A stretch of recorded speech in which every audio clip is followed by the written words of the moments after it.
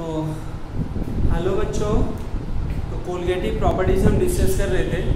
तो आज हम कोलिगेटिव प्रॉपर्टीज़ में आपको ऑस्मोटिक प्रेशर पढ़ाएंगे। क्या पढ़ाएंगे? ऑस्मोटिक प्रेशर, है ना। डिप्रेशन फ्रीजिंग पॉइंट हो गया था, एलिवेशन बॉइलिंग पॉइंट हो गया था, रिलेटिव लॉरिंग वेपर प्रेशर हो गया था। ऑस्मोटिक प्रेशर, ऑस्मोटिक प्रेशर को इससे रिप्रेजेंट करते हैं, इस सिंबल को पाई बोलते हैं, ठीक है ना। तो ऑस्मोटिक प्रेशर समझने से पहले हमें ऑस्मोसिस समझना होगा। क्या समझना होगा? ऑस्मोसिस। ये आपका एसपीएम, ये आपका क्या है? एसपीएम। इसमें क्या है?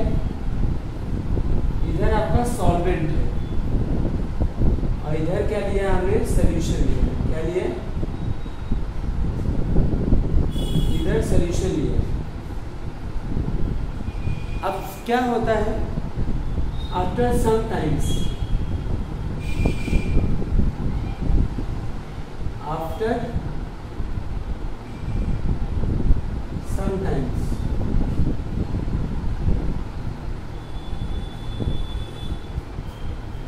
कंसंट्रेशन क्या हो जाएगा?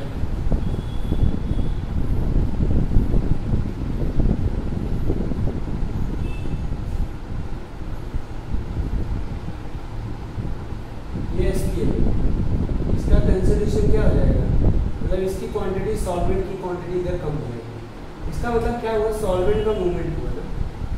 सॉल्वेंट, इधर सॉल्वेंट है ना, तो सॉल्वेंट मॉलिक्यूल का क्या हुआ? मूवमेंट हुआ। सॉल्वेंट मॉलिक्यूल का मूवमेंट हुआ किधर? सॉल्यूशन की साइड में, तभी तो कम हुआ। तो यहाँ पे देखिए, फ्लो ऑफ सॉल्वेंट क्या है? Flow of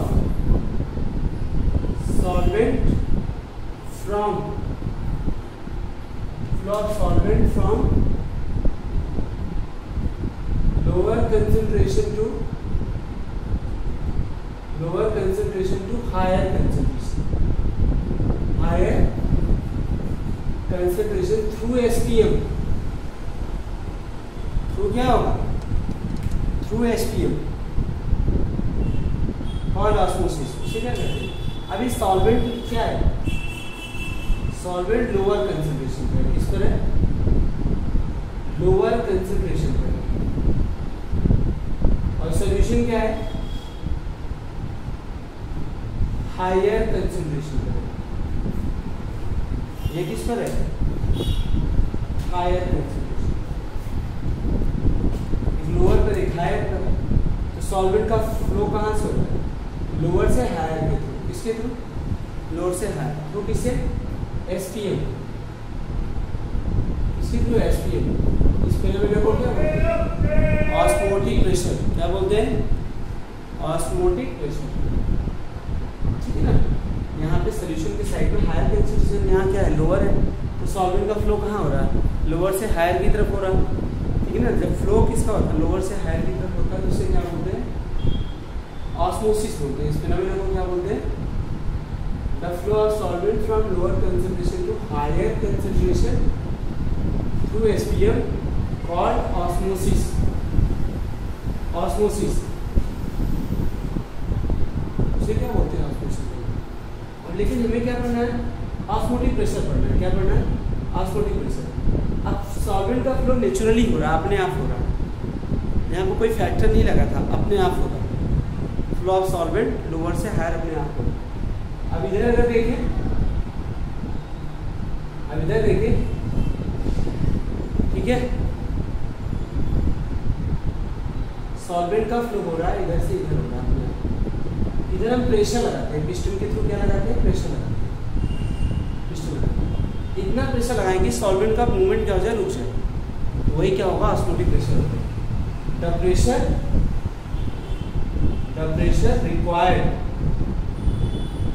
pressure required to stop the osmosis. The pressure required to stop the osmosis is known as osmotic pressure. The pressure required to stop the osmosis is known as क्या होगा? Osmotic pressure. What it? इसे osmotic pressure बोलते हैं 5। ठीक है, now children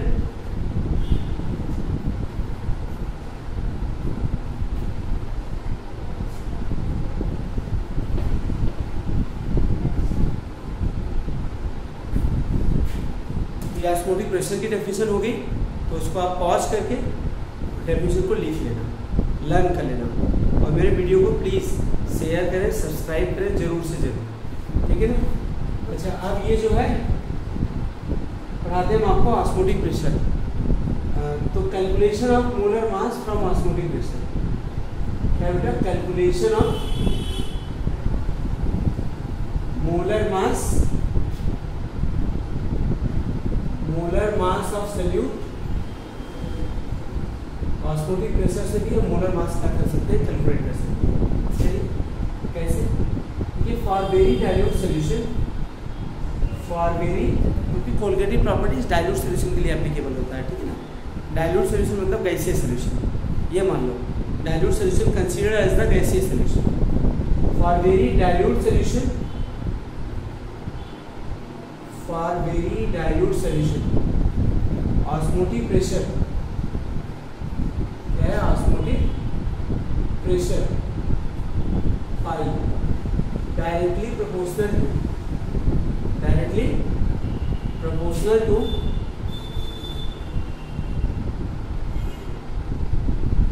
concentration, directly proportional to concentration and absolute temperature,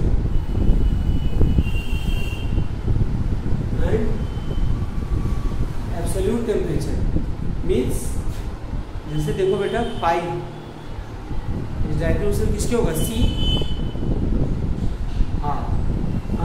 pi directly proportional होगा सी। देखिए ये कंसंट्रेशन होगा, ये क्या होगा? Absolute temperature. तो pi equal to proportionality constant आएगा, तो सी आर टी क्या हो जाएगा? Pi equal to C R T. यहाँ पे सी क्या है? सी को हमने बोला है कंसंट्रेशन। कंसंट्रेशन तो बहुत सारे होते हैं, उसमें कौन सा है ये आपका मोलरिटी। टी क्या है आपका? टेम्परेचर। ठीक है, टेम्परेचर इन केल्विन। जब टेम्परेचर इन केल्विन तो उसको एब्सोल्यूट टेम्परेचर बोलते हैं। Temperature in kelvin. आर क्या होता है? Gas constant. आर क्या है? Gas constant.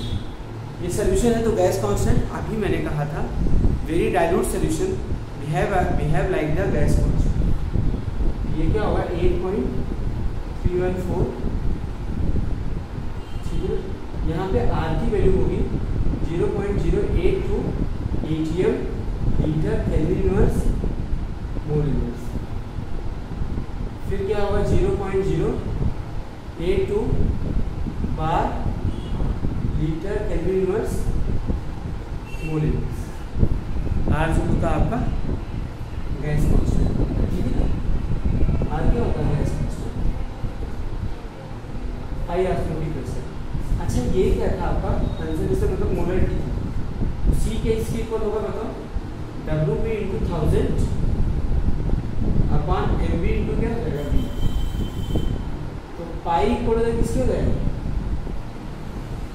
पाई इक्वल होगा W B into R into T into 1000 upon M B into B upon M B into क्या होगा? बी। ठीक है ना। डब्ल्यू बी क्या है?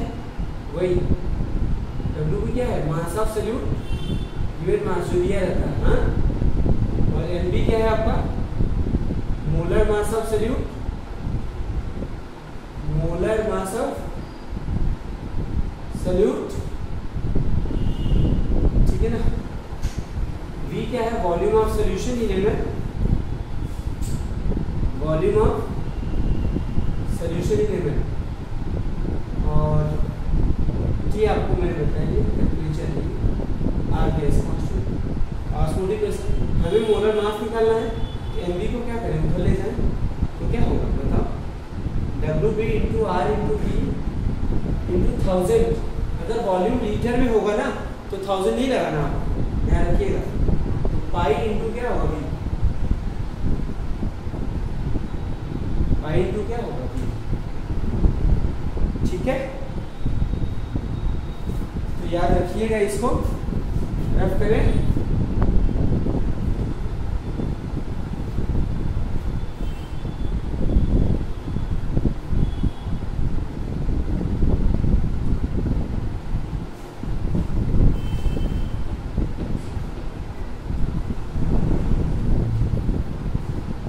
क्वेश्चन आपको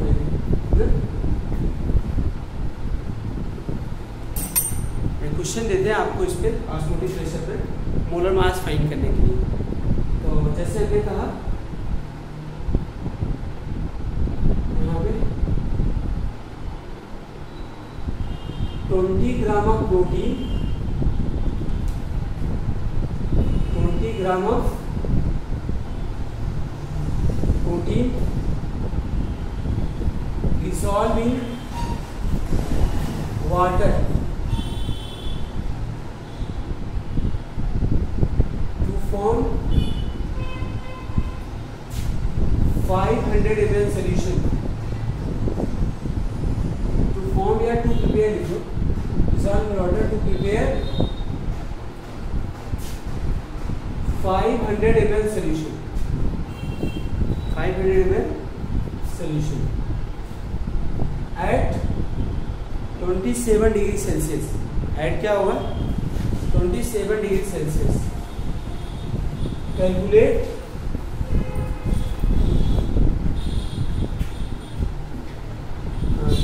degree Celsius and exert osmotic pressure, and exert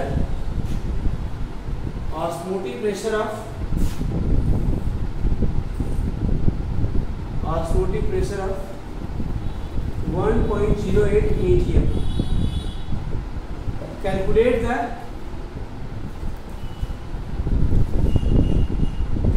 the molar mass of solute, molar mass of solute, ठीक है ना। गिवन है आपका R equal to 0.082 atm litre kelvin inverse mole inverse, ये आपको गिवन है। तो हमने कहा था ऑस्मोटिक प्रेशर फाइंड करना, तो सॉल्यूशन करते हैं। तो क्या फाइंड करना है, मोलर मास। तो ऑस्मोटिक प्रेशर से मोलर मास कैसे फाइंड करते हैं, एम बी इक्वल टू क्या होता है, W B into R into T into 1000 upon क्या होगा यहाँ पे पाई इंटू पी। देखिए बच्चे, इस क्वेश्चन में आपको डब्ल्यू बी दिया 20 ग्राम जो भी, और वॉल्यूम ऑफ सोल्यूशन दिया गया 500 सोल्यूशन बना दिया गया। टेम्परेचर 27 डिग्री सेल्सियस, मतलब क्या होगा 300 केल्विन। प्रेशर जो है 1.08 atm, R gas atm litre kelvin inverse mole inverse, ठीक है। तो पाई भी दिया है, मतलब प्रेशर वही पाई हो गया। Put the value, find the answer.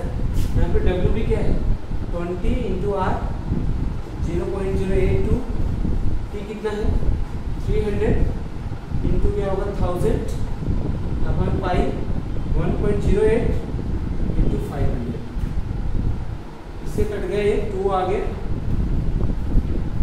ठीक है ना। ये आ गया आपका 1200 इंटू 0.082 अपन 1. ये हो गया आपका, डेसिमल हटा दिया इसका, 1200 इंटू 82 अपन 108, ओके। एक जीरो से जीरो कट गया, ये 9 हो गया, ये क्या हो गया 10, और 9 9 जा 81, 1 1 10 से मल्टीप्लाई करो 91.1 ग्राम हो जाएगा। एमबी की value, molar mass of solute इतना आ गया, इतना ग्राम पर मोल है। मोलर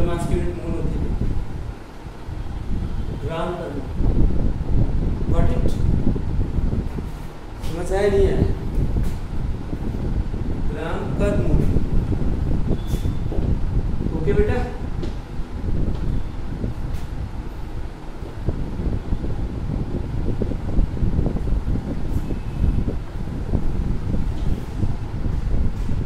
ग्राम, ठीक है। नेक्स्ट, अब आपको हम पढ़ा दें रिवर्स ऑस्मोसिस। क्या पढ़ा देते हैं? Reverse osmosis. ऐसे तो ऑस्मोटिक प्रेशर के क्वेश्चन आएंगे। अच्छा, रिवर्स ऑस्मोसिस पहले कुछ छोटी छोटी डिफिनेशन ऑस्मोटिक प्रेशर। एक तो है आपका आइसोटोनिक सॉल्यूशन। कौन सा solution? Isotonic solution. Solution having same osmotic pressure. क्या? सेम सॉल्यूशंस हैविंग, यहाँ सॉल्यूशन की बात हो रही है। Solution having same osmotic pressure. Solution having same osmotic pressure is known as iso. Iso मतलब सेम। फिर क्या है? Hypertonic solution. यहाँ पे क्या होगा? Solution having higher osmotic pressure. Higher osmotic pressure in the respect of other solution. In the respect of other solution. Solution having higher osmotic pressure in the respect of others called hypertonic. उसके बाद hypotonic solution. कौन सा solution? Hypotonic solution.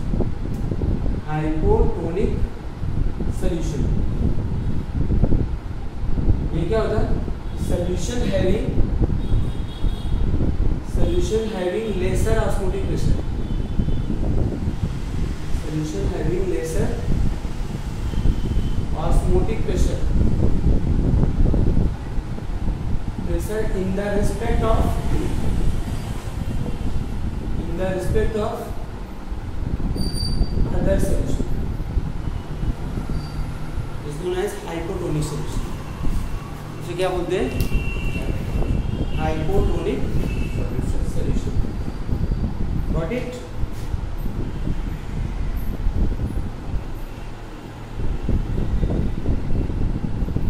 Hypotonic solution, ठीक है ना। Next, ये ध्यान रखिएगा। जैसे एक एग्जांपल नोट पे ध्यान रखना।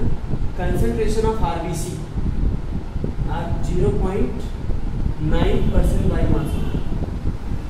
अब अगर हम आरबीसी को 1% NaCl सोल्यूशन में रखें, if you will keep the RBC in 1% NaCl solution, it means what?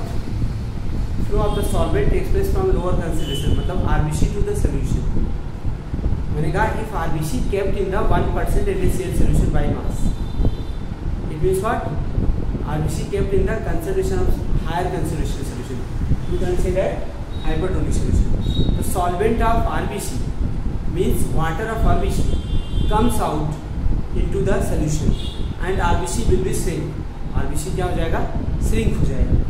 दूसरी बात करें, if RBC kept in the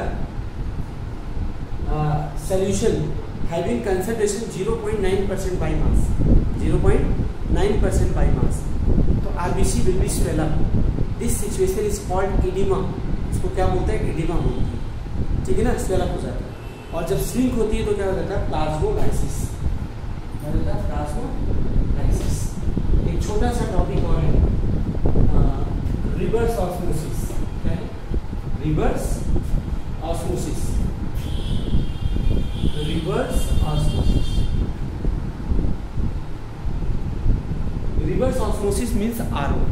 When the applied pressure greater than osmotic pressure on the solution, then flow of solvent reversed.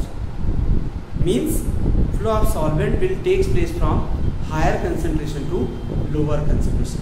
Higher concentration to lower. Initially in osmosis क्या हो रहा था? Flow of solvent from lower concentration to higher concentration हो रहा था। अभी क्या होगा? हायर कंसंट्रेशन से क्या होगा, लोअर कंसंट्रेशन की तरफ होगा, ठीक है ना। तो जैसे ये देखिए आप यहाँ पे एग्जाम्पल लेते हैं, जैसे आपका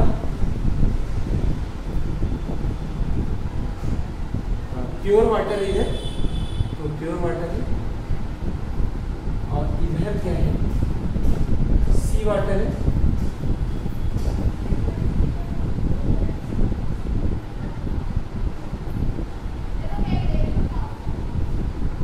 साइड में क्या है आपका, सी वाटर है,